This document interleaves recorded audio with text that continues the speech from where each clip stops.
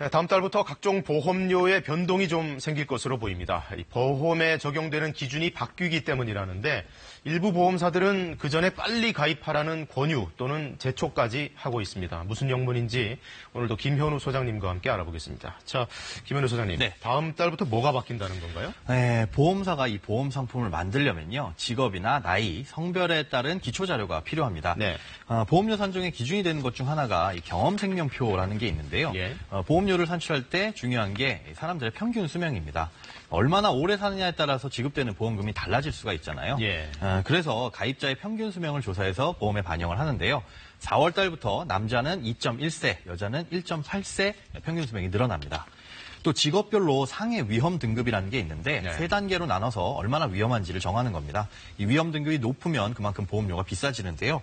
소방관 같은 경우에는 고위험금으로 분류돼서 이 보험료가 비쌉니다. 그런데 이런 부분들이 좀 조정이 됩니다. 이렇게 변경이 되면 보험료가 자동적으로 오른다는 건가요? 무조건 100% 오르는 것은 아닙니다. 네. 앞서 직업별 위험률이 좀 조정된다고 말씀드렸잖아요. 예. 소방관이나 경호원 같은 경우에는 위험 등급이 낮아져서 오히려 보험료가 내려갑니다. 예. 반면에 정원사나 도선사 그리고 유흥주점 종사자 같은 경우에는 위험 등급이 높아져서 보험료가 올라가게 되겠습니다. 또 경험생명표 반영도 어떤 보험이냐에 따라서 달라질 수가 있는데요. 사망하면 보험금을 주는 이 종신보험이나 정기보험 같은 경우에는 오히려 보험료가 줄어듭니다. 예. 가입자의 평균 수명이 늘어나게 되면 일정 기간 동안 사망하는 사망자 수가 줄어들잖아요.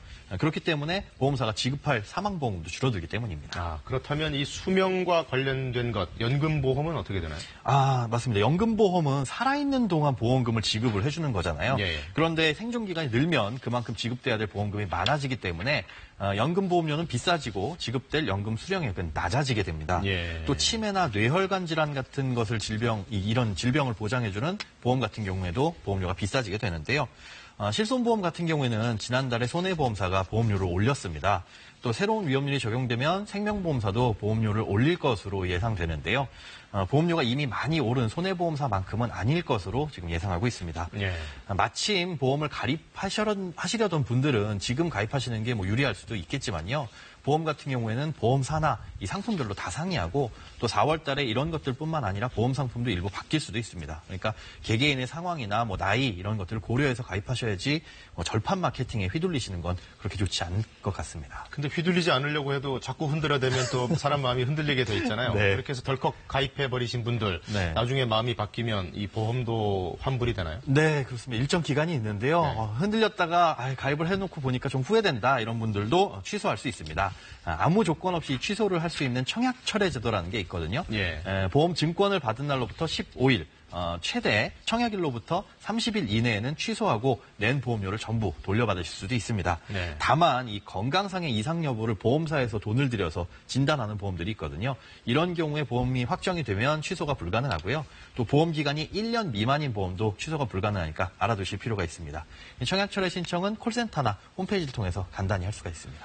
이미 가지고 있는 보험과 새로 나온 보험을 비교해 봤을 때 예. 이 보장은 똑같은데 보험료가 좀 내려가는 게 새로 출시됐다면 네. 갈아타야 되는 건가요? 그럴 경우에는 좀 고민이 되실 텐데요. 네. 이럴 땐 앞으로 지금 현재 가입된 보험이 낼 보험료와 또 새로 가입될 보험의 보험료 그리고 해지했을 때 나오는 해지환급금을 좀 비교해 보시는 게 좋습니다. 예. 예를 들어서 기존에 가입된 보험이 매달 10만 원씩 앞으로 5년만 내면 된다고 가정했을 때 총 내야 될 보험료는 600만 원이죠. 네. 그런데 새로운 보험은 월 8만 원으로 낮아지는 대신에 10년을 내야 된다면 총액은 960만 원으로 오히려 더 많습니다. 예. 이렇게 보면 손해인데요. 기존 보험을 해약했을 때 나오는 해약환급금이 만약에 500만 원이라고 가정을 하면요. 네. 앞으로 낼 960만 원에서 500만 원 빼면 460만 원이죠. 예. 그러니까 기존의 보험 600만 원과 460만 원을 비교하면 140만 원 이익이기 때문에 이런 경우에는 갈아타도 유리하다고 볼 수 있습니다. 그래서 이렇게 비교해서 새 보험에 가입했을 때 내야 될 보험료가 더 적다면 갈아타시는 것도 좋은 방법일 수 있겠습니다. 네, 오늘도 어려운 얘기 쉽게 설명해 주셔서 고맙습니다. 네, 잘 들었습니다. 고맙습니다.